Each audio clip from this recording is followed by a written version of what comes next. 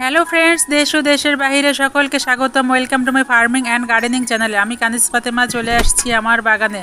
আসসালামু আলাইকুম, কেমন আছেন? আজকে আমি আমার বাগানের গাছগুলো দেখাবো। এটা হচ্ছে আমার বাগানের জালি কুমড়া গাছ। মাশাল্লাহ মাশাল্লাহ, খুবই সুন্দর হয়েছে আমার এই জালি কুমড়া গাছটা। আর পাশেই দেখেন, পাশেই হচ্ছে দুন্দুল গাছ। আমি বাজার থেকে বীজ নিয়ে আসছিলাম। দুন্দুল, জালি কুমড়া, তারপর হচ্ছে বাঙ্গি।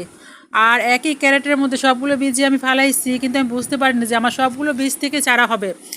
আর একই জায়গায় আমার বাঙ্গি, তারপর হচ্ছে জালি কুমড়া, দুন্দুল একটা জগা খিচুড়ি হয়ে গেছে। তো এখন তো উঠানো সম্ভব না, তো একসাথে সবই লত বেয়ে গেছে।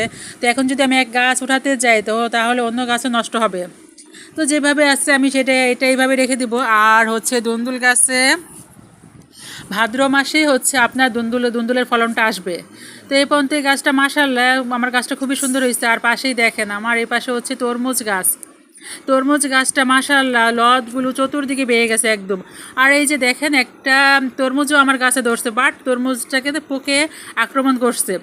এখন এটা টিকে কিনা আল্লাহ পাকি ভালো জানেন। তো আল্লাহ ভরসা, ইনশাল্লাহ টিকতেও পারে, আল্লাহ চাইলে কিনা পারে। তো মাশাল্লাহ বেশ কিছু তরমুজের কড়া আমার এই গাছটাতে না আসছে। এখন বাকিটা হচ্ছে আল্লাহর উপর ভরসা, কতটুকু ঠিক। আর আমার যতটুকু যত্ন নেওয়ার দরকার, গাছে যতটুকু কেয়ার করা দরকার, তো আমি ততটুকুই করার চেষ্টা করছি আমার এই গাছগুলোকে। আর এই যে দেখেন, ছাদের বাহিরেও একদম লতগুলো বেয়ে চলে গেছে আমার তরমুজ গাছটা। আর একই সাথে সব লত গাছ, উপরে হচ্ছে আঙ্গুর ফল গাছ, আর টালের নিচে হচ্ছে আমার তরমুজ গাছ। একই জায়গার মধ্যে, একই ক্যারেটের মধ্যেই আমার এই সম্পূর্ণ গাছগুলো। একটা গাছ বা তরমুজ গাছ বাইয়ে দিছি হচ্ছে টালের নিচে, আর টালের উপর হচ্ছে আমার আঙ্গুর ফল গাছ। আর পাশেই দেখেন মাশাল্লাহ, আজকে আমার গাছ থেকে প্রচুর পরিমাণ শাক উঠাবো, জালি কুমড়া শাক, যা আমি বাসায় রান্না করবো। গাছের একটা ফ্রেশ সবজি খাওয়ার আনন্দটাই আলাদা, টেস্টই অন্যরকম।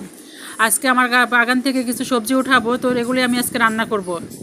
এই ছিল আমার বাগানের ভিডিও। যদি আমার বাগানের ভিডিওটা এতটুকু ভালো লেগে থাকে, অবশ্যই অবশ্যই আমার চ্যানেলে লাইক, সাবস্ক্রাইব, শেয়ার করে দিবেন, আমার পাশে থাকবেন। আর হচ্ছে আমি ম্যাক্সিমাম গাছই হচ্ছে আমার নিজের বীজ থেকে আমি চারাগুলো উঠানোর যে প্রক্রিয়াটা নিজেই করার চেষ্টা করি। আর আমি বাইরে থেকে চারাটা খুব কমই কিনি, গাছের চারা। আর ম্যাক্সিমাম চারাই হচ্ছে আমার যে বাসায় ময়লা পচা, সেই ময়লা পচা থেকে কভার হয়ে যায়। আমার যে ময়লা পচা কম্পোস্ট সার যেটা আমি তৈরি করি, সেটা থেকে হয়ে যায়। এই ছিল আমার বাগান। আসসালামু আলাইকুম, ভালো থাকবেন, সুস্থ থাকবেন, আল্লাহ হাফেজ।